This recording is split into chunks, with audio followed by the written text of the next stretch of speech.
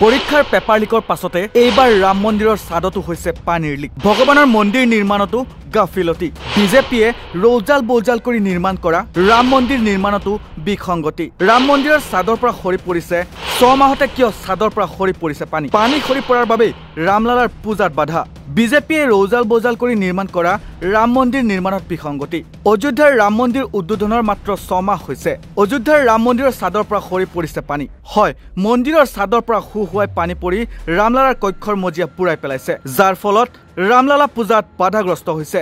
মন্দিৰৰ প্ৰধান পুৰোহিত আচাৰ্য সত্যেন্দ্ৰ দাসৰ মতে মজিয়াত পানী জমা হলে ৰামলালাৰ পূজা কেনেকৈ হ'ব। উল্লেখ্য যে নিৰ্বাচনৰ প্ৰতি লক্ষ্য ৰাখি প্ৰধানমন্ত্ৰী নৰেন্দ্ৰ মোদীয়ে 22 জানুৱাৰীত অতি ধুমধামেৰে ৰাম মন্দিৰ উদ্বোধন কৰিছিল। তেতিয়াই বিৰোধীৰ এটা অংশই অভিযোগ কৰিছিল যে নিৰ্বাচনৰ স্বাৰ্থতে অসম্পূৰ্ণ মন্দিৰটো উদ্বোধন কৰা হৈছে। দেশৰ 4 শংকৰাচাৰ্যই আকৌ শাস্ত্ৰমথি ৰায় দিছিল যে এই অৱস্থাত মন্দিৰ উদ্বোধন কৰাটো নিয়ম বিৰোধ। তেওঁলোকে উদ্বোধনী অনুষ্ঠানো বৰ্জন কৰে।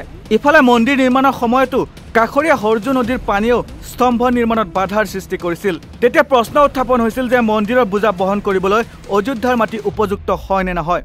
বিশেষজ্ঞ কাৰিকৰী প্ৰযুক্তিবিদক মাতি আনি সেই সমস্যাৰ সমাধান কৰা হয়। এইবাৰ দেখা দিলে নতুন সমস্যা। বিগত কিছুদিন ধৰি অযোধ্যাত সামান্য বৰষুণ হৈছে। তাতে মন্দিৰৰ ছাদ সৰকি অহা বৰষুণৰ পানী মজিয়াত জমি গৈছে। পূজাত বিঘিনি ঘটিছে। ৰাম মন্দিৰ তীৰ্থক্ষেত্ৰ ট্ৰাষ্টৰ অধ্যক্ষ নৃপেন্দ্ৰনাথ মিশ্ৰই অৱশ্যে সমস্যা সমাধান হ'ব বুলি আশ্বাস দিছে। তেওঁৰ মতে এই পৰ্যন্ত মন্দিৰৰ এটা মহলাহে নিৰ্মাণ কৰা হৈছে। দ্বিতীয় মহলা নিৰ্মাণৰ কাম আৰম্ভ হৈছে। বাকী দুটা মহলাৰ কথা মনত ৰাখি এটা মহলাৰ ছাদৰ এটা অংশ খালী কৰি ৰখা হৈছিল। তাৰ পৰাই পানী পৰিছে। ইয়াকে লৈ চিন্তাৰ কাৰণ নাই, সমস্যাটো সমাধান হ'ব। আনহাতে প্ৰধান পুৰোহিতৰ মতে একেবাৰে গৰ্ভগৃহৰ মজিয়া অৰ্থাৎ ৰামলালা মূৰ্তমান বা নতুন ৰাম মূৰ্তি স্থাপন কৰা কোঠাটোৰে মজিয়াখন ডুব গৈছে। প্ৰধান পুৰোহিতৰ আসনখনো পানীৰ তলত।